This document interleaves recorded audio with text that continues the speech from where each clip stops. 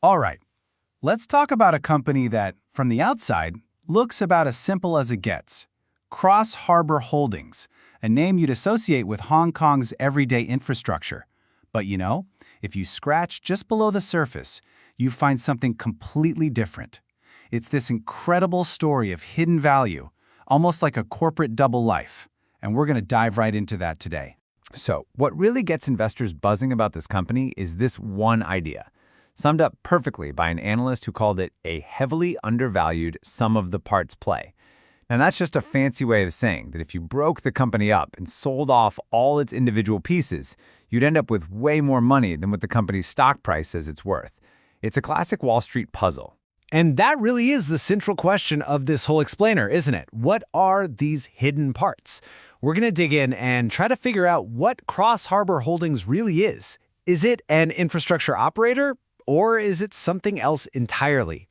Okay, so to get started, let's look at the company that everyone in Hong Kong actually sees, the one they interact with. These are the tangible, public-facing businesses that make up its most visible identity. So the company's day-to-day operations really fall into three main buckets. First, you've got a huge motoring school. Second, there's its long history as a major tunnel operator. And third, they're in the electronic toll collection business. On paper, these all look like solid, predictable, infrastructure-type businesses. And I mean, the scale of their driving school is pretty wild. We're talking over 300 instructors and almost 500 vehicles. It's a massive operation. But, and this is a big but, here's the catch. Its most important training locations all depend on government land tenancies. And that right there introduces a big layer of risk. For 3 decades, the Western Harbour Tunnel was the absolute crown jewel of their assets. I mean, at its peak in 2019, it was a profit-generating machine. But that all came to a screeching halt in 2023.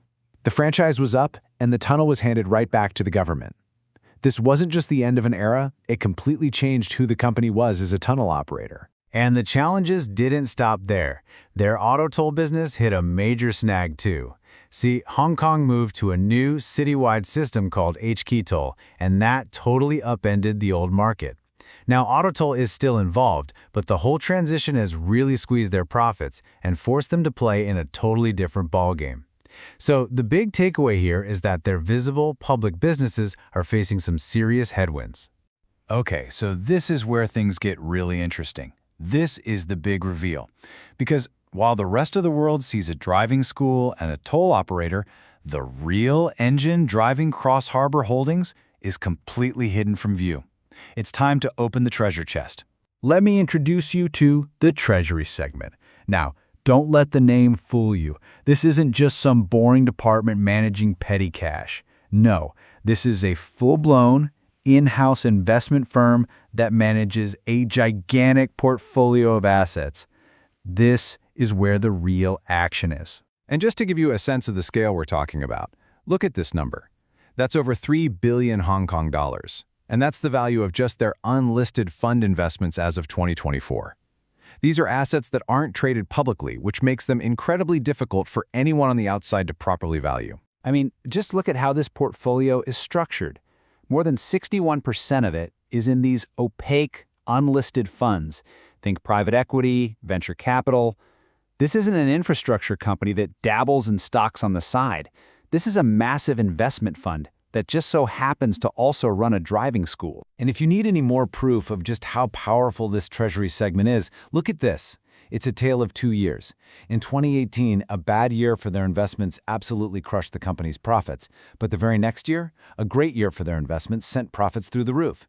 The operating businesses, they're stable, but the company's entire fate, it seems, rests on how well its investment portfolio performs. And hey, you don't have to take my word for it. The chairman himself spelled it out in the 2018 annual report. He says, and I'm quoting here, that the profit drop was primarily attributable to a nearly $400 million loss on their investments. It's right there in black and white. The tail is absolutely wagging the dog here. So you have to wonder, right? How does a company with this kind of split personality navigate such a complicated world? They're juggling risks from their physical businesses on one hand and the craziness of global financial markets on the other. If you actually read their reports, they're keenly aware of it all. They list out a whole bunch of global headwinds: geopolitical conflicts, trade wars, volatile markets, interest rate hikes. I mean, these are the worries of a global investment firm, not your local tunnel operator. This is clearly what keeps the leadership team up at night. You know, it's funny, you can even see this evolution just by looking at how they present themselves. On the left, that's their 2019 annual report. Very traditional, very straightforward. But on the right, you see the 2024 report. It's way more modern, more dynamic. It might be subtle, but it's a clear signal of a company that's adapting and maybe even changing its identity. And, of course, like pretty much every modern company out there, they're responding to the growing demand for corporate responsibility. They've laid out some really clear ESG goals, things like cutting emissions, using less water, reducing waste. These are the kinds of metrics that matter to a lot of investors these days. Okay, let's bring this all home. We started this whole thing with a mystery, right? A company that a lot of smart people felt was deeply undervalued. We've now uncovered its two very different identities. So, what's the final verdict? What is this company really worth? Well, it really all comes down to this. Cross Harbor Holdings isn't one company. It's two. You have the stable, visible operator on one side and a massive, complex investment powerhouse on the other. The public market can easily see and value the first part, but it really struggles to get a handle on the second. And this isn't just some theory either. An activist investor actually came in and tried to force the company to unlock all this hidden value. Now, the chairman fought them off, but then he did something absolutely incredible. He turned around and offered to buy up shares himself at a 50% premium. I mean, why would you do that unless you, more than anyone, know the company is worth way more than its stock price? So here it is, the final breakdown. You've got the operator, stable, predictable, easy to get your head around. And then you've got the investor, volatile, complex, and mostly hidden from view. The tension between these two halves is the source of the whole mystery. And for some people, it's the source of a huge opportunity. Which really just leaves us with one last fascinating question to think about. For a company like this, where its true value is basically hiding in plain sight inside its own financial reports, who ultimately gets to decide when, or even if, that value is ever fully unlocked for everyone else to see?